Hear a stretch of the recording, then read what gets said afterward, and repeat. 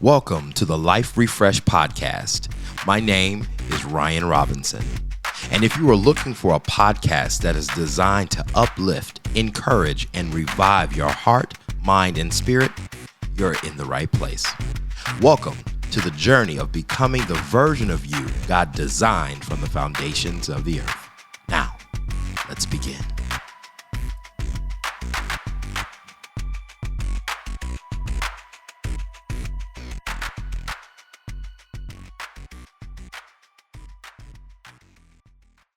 Hello and welcome back to Life Refreshed. This is Ryan.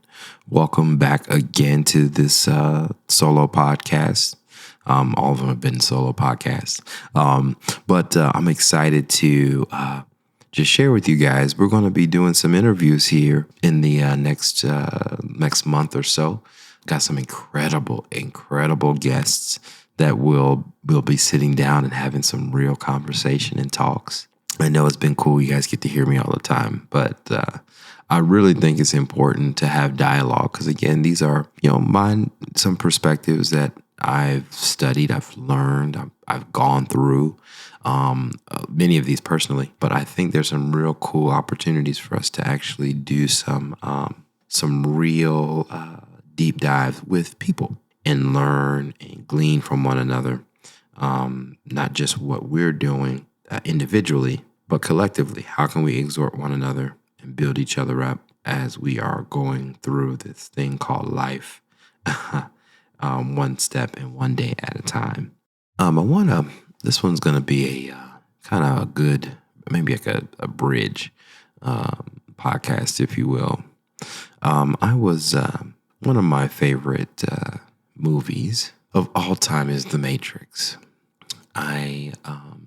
I've watched it multiple times, and not because I like the fight scenes, but I like the allegory of what it's all about, and how most of us are willing to endure comfort and sacrifice the pain of knowing. If I could call a podcast a title, it'd probably be The Pain of Knowing. The Bible says, my people perish for lack of knowledge. It's not that you don't know or don't have the capability to know or learn. It's just that information that is needed to be actionable is not provided to you, nor have you sought that particular piece of information in order to make a change. And it's such an unfortunate thing because the people in the Matrix didn't know they were in the Matrix.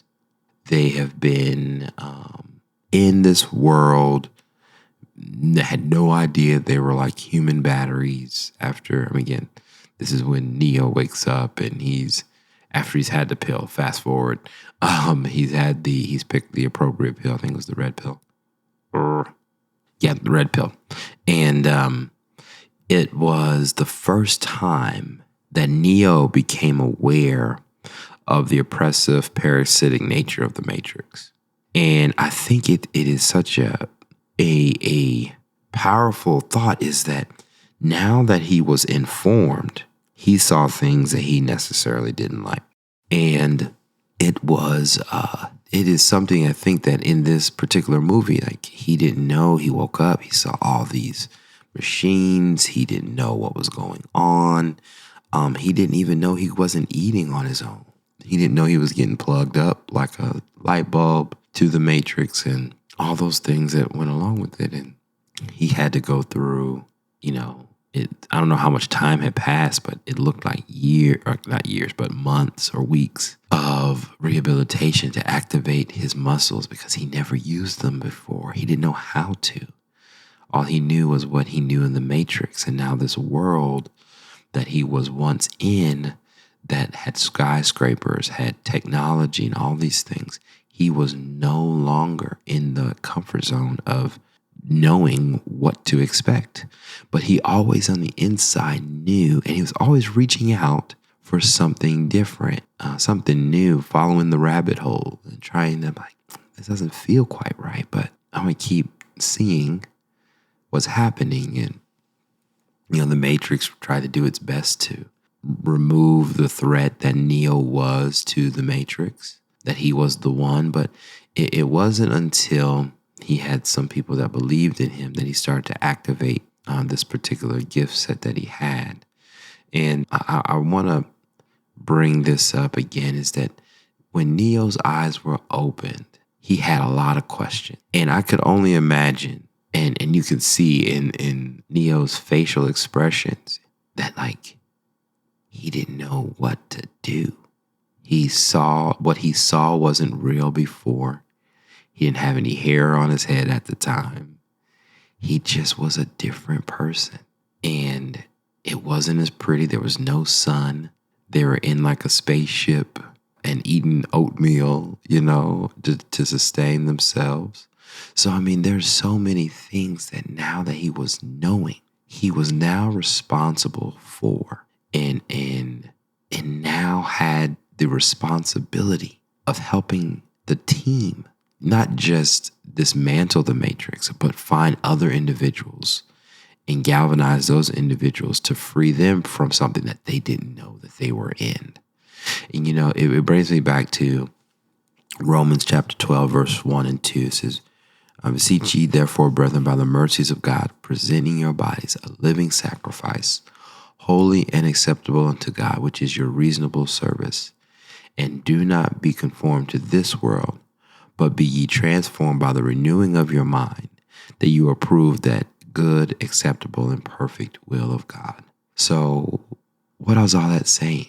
He's saying, first, it is our responsibility to be examples to individuals that are one, in this case, looking to Christ and being Christ-like and sacrificing what our perspectives and ideals and what we want in our lives every day.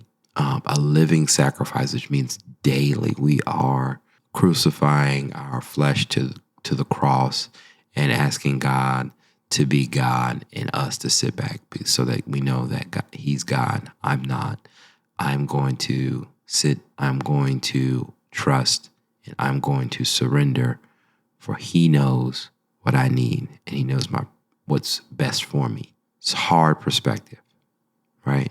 But then also, be ye transformed by the renewing of your mind, meaning that our mind is always going through some kind of renewal. So the thing is, you cannot be prideful in thinking that you know everything, because we're going to have to change thought patterns. Let's think about this. The way you thought about life when you were 24 years old is probably a bit different when you get into your mid-30s. I'm telling you, it is. If your thought process now is the same as it was when you were in your mid-20s, there's a problem. There's a problem. Because the thing is, life has a way of exposing us and challenging our thought processes. And the thing is, everything isn't clear cut like we thought it would be. And I don't know about you, but the more I've seen, more I've been exposed to in my life, I have more questions than I have answers. And I ask people, I ask God, and I'm like, why did that happen to that individual?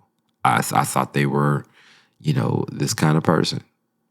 And the thing is, we have no answer for that. We don't, because we're not God.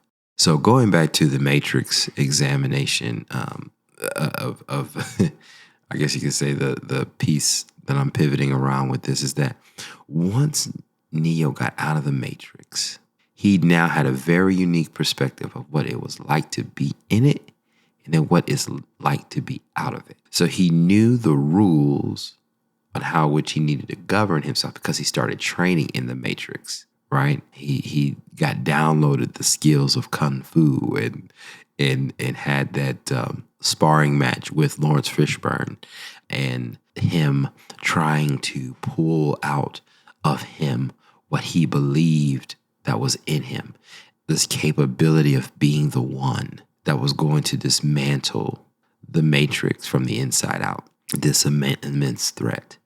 And the only thing that I remember, the thing I do remember about that film is that Neo always came close to being Neo as we know him to be when he stopped thinking about being the one.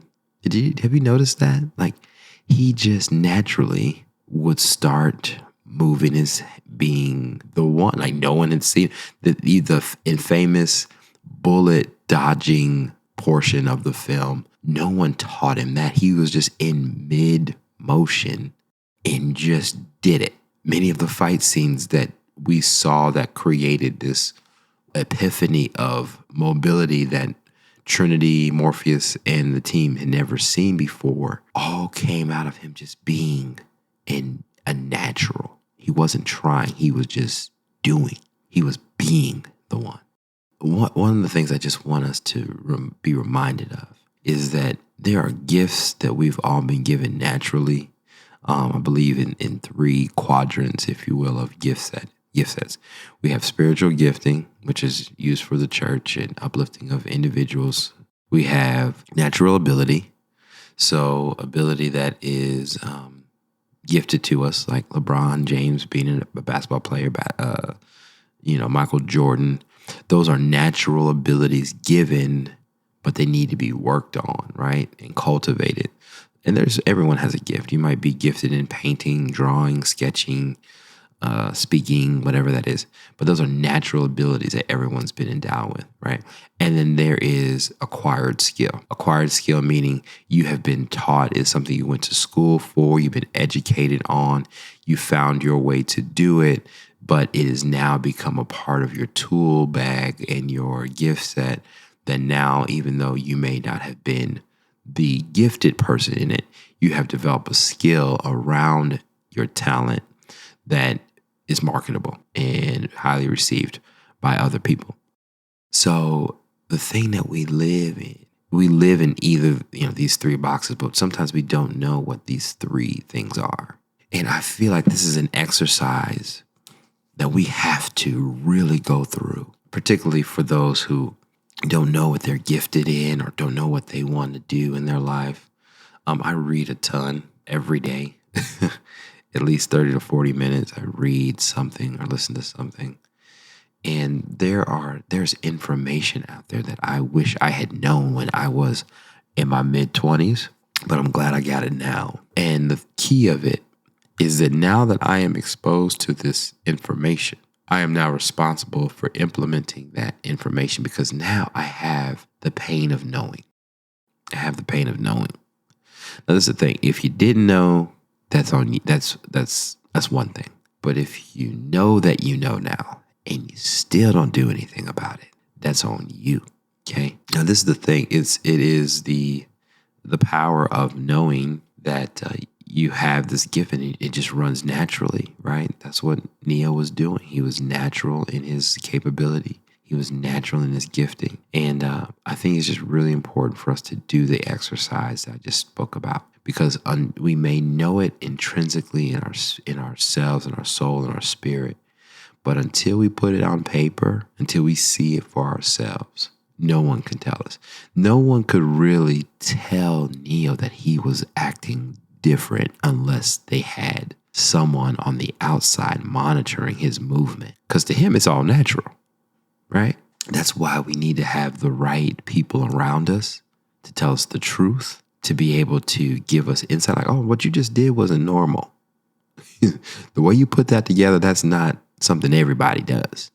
We need to have those kind of people in our lives because if we don't, we will be going around thinking that what we have is common. And we will treat our gifting as such if we don't get perspective on our own gifts and our own abilities, recognizing that those are not typical. They're not typical. So this is going to be a short pod, but I want to at least bring us up to understanding there is a painful process of knowing that you've been gifted. It is the awakening of it, the exercising of it, and then the being.